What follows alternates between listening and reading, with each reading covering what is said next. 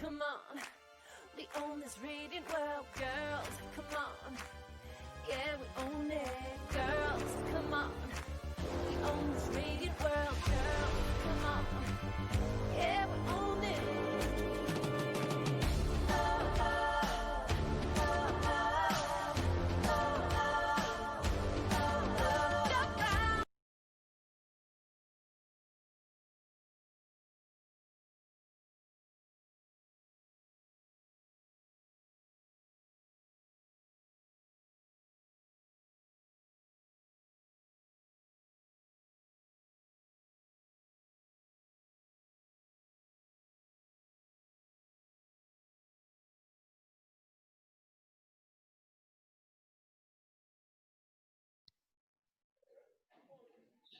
Hello, everyone. Thank you so much for joining us for this PR 101 series. Today, we're going to be talking about how to launch your product online. And we're so privileged to be joined by the team that helped me to launch Kotex She Can 2020 Awards. And this is not the first time we were doing it, but it was the first time we were doing it in COVID times. And Brandspark PR has had very many opportunities to launch products online, but a lot of our clients have actually held back. And we were thinking if we just created awareness on how easy it is to do it, we welcome other people to just follow Kotex example and learn from the nuggets of this experience. So we are joined by Collins, who was the brains behind the launch, and Wangeshi from Brandspark, who heads our media relations, and Rahab, who is one of our partners in the blogging world. So please just tell us what roles you played for the specific campaign, and yeah, we'll get into it. Thank you so much, Collins. Yeah, so as she mentioned, my name is Collins. I was working with Badge Digital, which was the agency handling Kotex in Kenya. And basically my role was, I was the lead strategist and also basically like a project manager, managing the entire campaign from concept to execution to reporting and all that. Wangeshi? Hi, everybody. My name is Wangeshi Kanyeki. I was handling the media relations as well as being the moderator for the event. Thank you. Rahab? Hi, my name is Rahab Gashango. I was one of the media partners. I ran a blog called potentash.com, and I was also an influencer, sort of a micro influencer for this campaign for Brandspark. Okay, so I just want to get into it, Colin. What was the big idea and how did you get the client to buy into it? So I'll start by talking about the campaign. So globally, Kotex runs this campaign called She Can.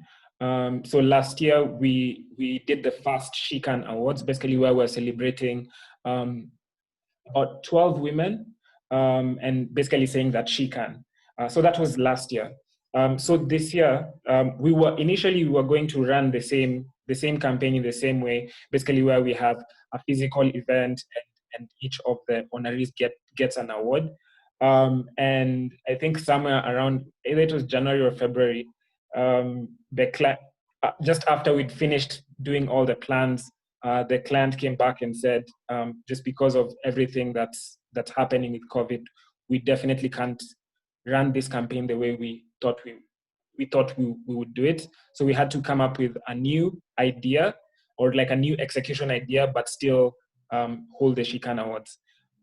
So at the time, our thought process was that this is around the time that COVID was really hitting, and there was a lot of people who are like more people are going online, you're working from home, you're social distancing, and we saw that there was more people being online on Instagram or on YouTube, like you're spending time on the internet because of COVID, there was a lot of negativity.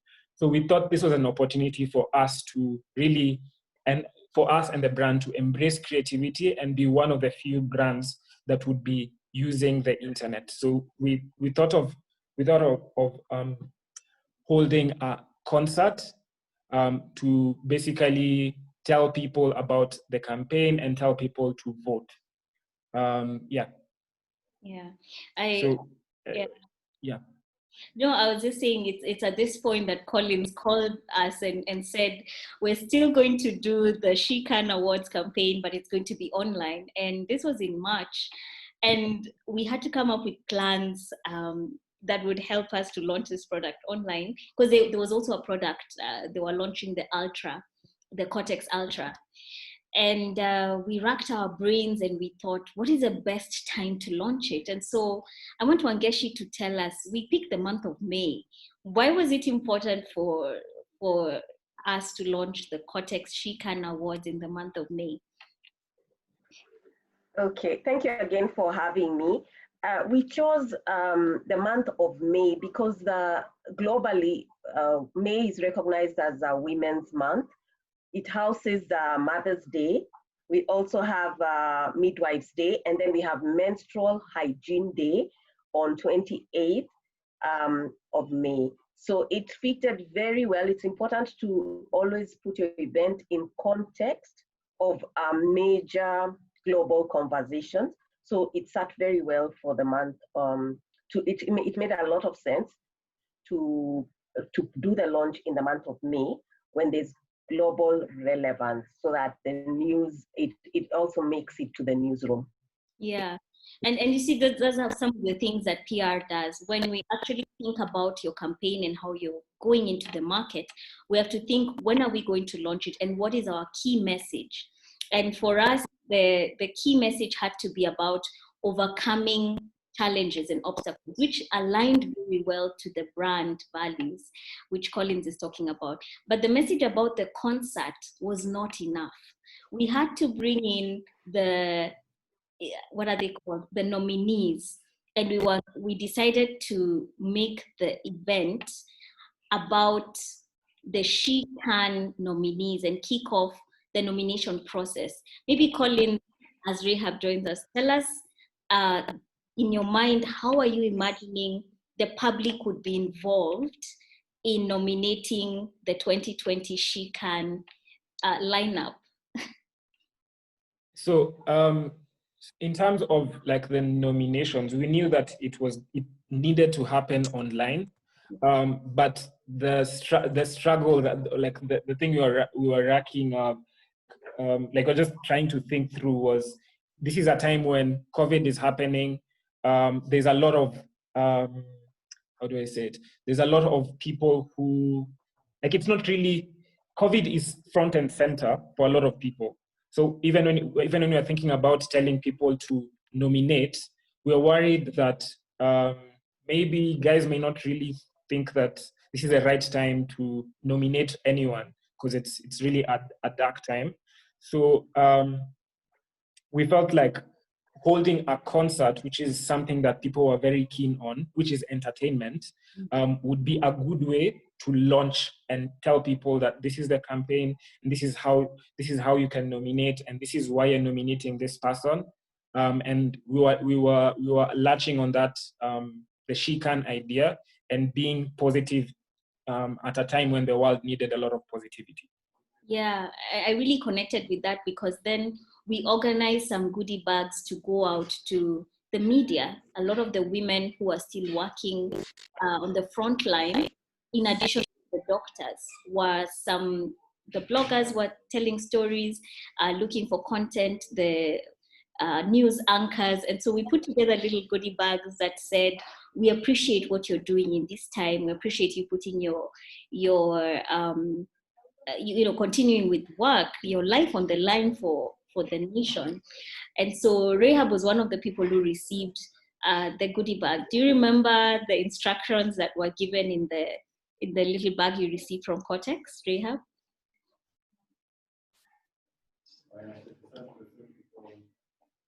Is she frozen? Yeah, I think she is. I can speak on a bit as Rehab is joining. Yeah. our campaign, because it was on digital, it's heavily influencer driven. And we'd broken down the influencers to the bigger sort of more well-known influencers like Sharon Mundia, like Patricia Kihoro, and even with Aziad. Like one of the things I'm really proud about with Aziad is we were the first brand to have her on board. She'd not really worked with any other brand. But then we also had micro influencers, guys with less, like in terms of like numbers, less numbers. And also content, sort of like bloggers like Rehab. And we broke the engagement into like the teaser period, during the event, and even after. So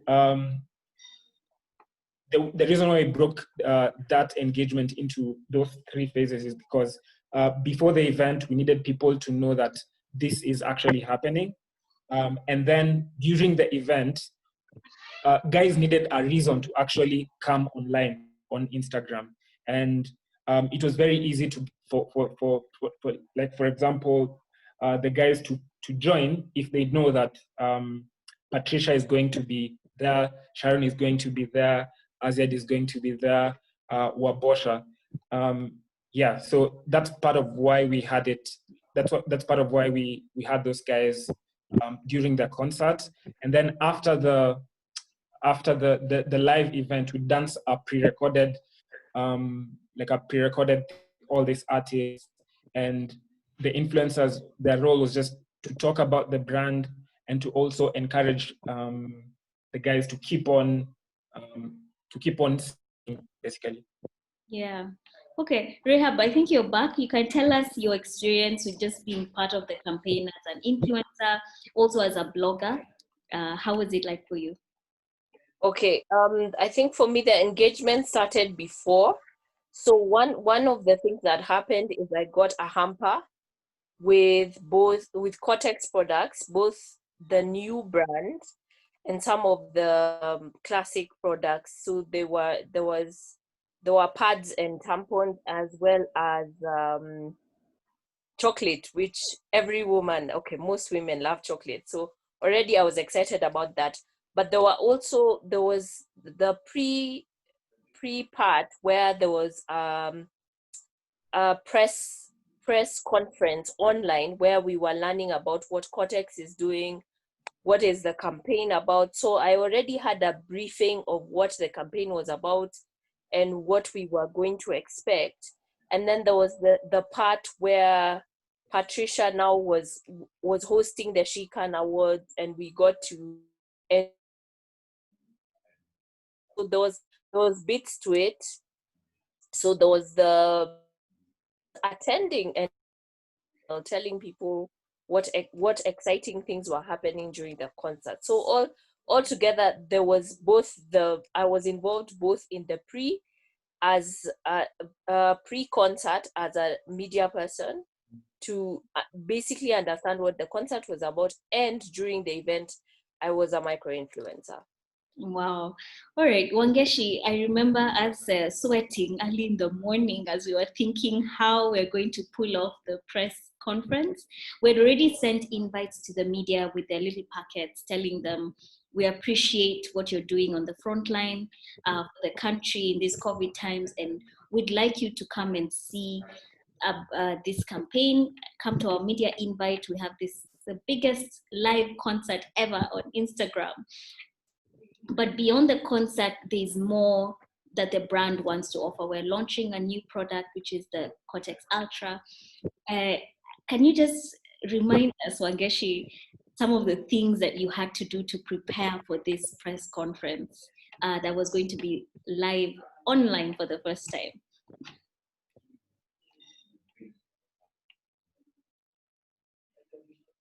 Okay, from a media perspective or a PR perspective, we had to prepare a media kit.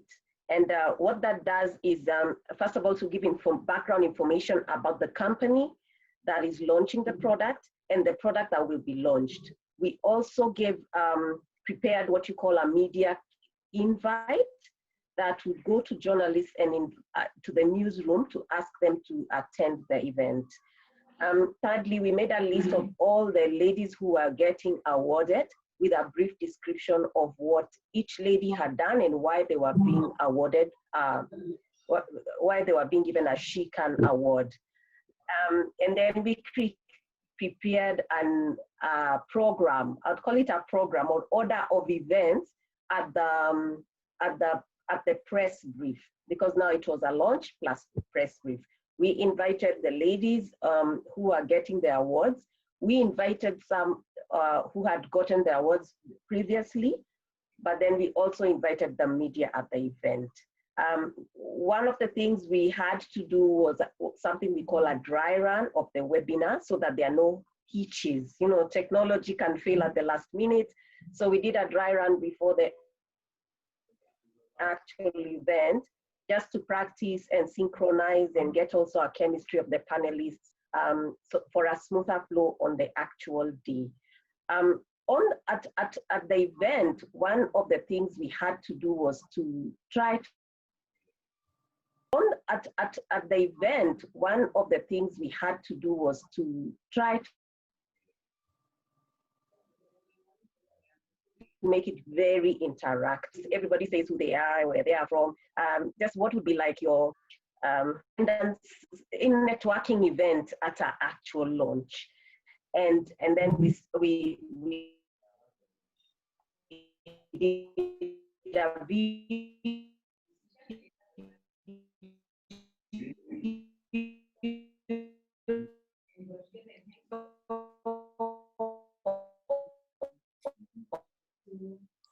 Wow.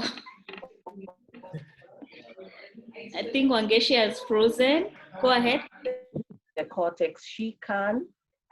Once we started the event, there is these ladies who are winning the award to speak up. Oh, we asked them to say, and for one of the ladies, we even asked her, she's called Crystal Asige, she's visually impaired and she's a singer. We asked her to sing, and you know, she sang, and you know, it became very emotional aspect of the press release, because then people were able to connect with her and connect with what we do. What I really liked about the campaign is that they contextualized the season. They had to realize that we're in a COVID season. How can we be launching a product during COVID season? And how they did that is that, first of all, one of the awardees, Dr. Nyachira, is a frontline COVID doctor, so to speak. So that put the whole campaign in context of awarding women for doing brave initiatives during COVID. And then the second aspect of the campaign that touched on the context of the season was that we, in Kenya, we have pads donated to schools during school term. But now that children were now home, it meant that a lot of girls don't actually have pads in the season because they're not receiving them in the school setting. And Kotex had been doing donations in the informal settlements of the pads. So we brought this human aspect of the campaign to plug into what was happening because of the pandemic. The concert as well was a much needed anxiety relief. Everybody was locked in. Everybody's just hearing news about COVID. They're anxious. There's so much anxiety. You can't get out. You can't go out for a Friday night out. So the concert was very timely, and it was received very well because this was the only outing, so to speak, under lockdown. So I found that the Kotex campaign was very relevant, very well thought out. And we had to plug it into the context and humanize so that the brand is not seen as though they are launching a product insensitively in a time of need. Yeah. So I felt like we achieved that. Okay. I think just to wrap up, we're going to just say what made the event a success, just from your own perspective. I think we can start with Rahab.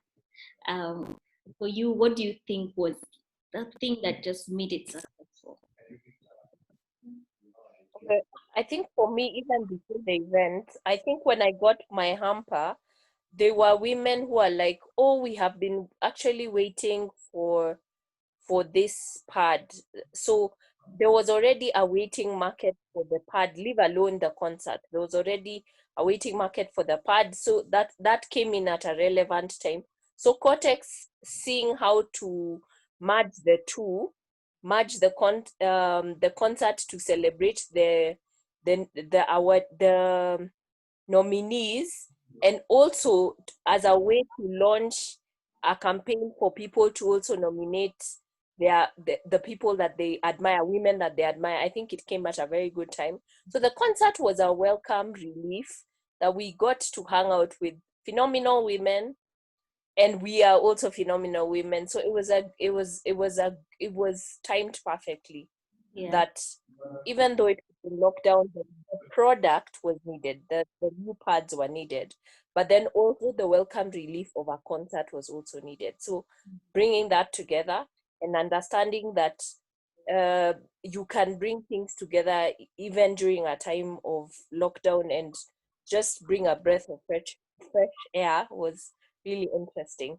Yeah. Well done. Thank you. Collins, the one thing you felt was very successful about this event? Does it have to be one? I know. um, yeah, I think the combination of the brand as well as all the stakeholders were involved, recognizing the season and making changes when changes needed to be made. I think that's one of the things I'd say really went into making this a success. Like even the choice of influencers, knowing it's a concert, recognizing that like, for example, there might be influencers who are very, there's an interest in them. So aligning such people with the brand, picking the choice of artists to be involved in the concert. So I think it's just the combination of like the agencies as well as the brand recognizing that this needed to be a different way of handling a launch. Yeah. Well done. Yeah. Wangeshi, one thing that made this Oh. event a success? This was our first online product launch. So that was a success from a PR perspective. I appreciated Kotex was sensitive and supported the performing artists who at this season have not had events, or the gigs have been cancelled, or there's hardly any work for them, hardly any visibility. So Kotex touched on the creative industry and gave them a platform. So that was excellent. And then they were passionate. They recognized women in the month of in the Women's Month. But more than that, I think what the winning was business model in this season, and not stopping. Yeah. Not stopping. Yeah. So you have got to do what you need to repackage.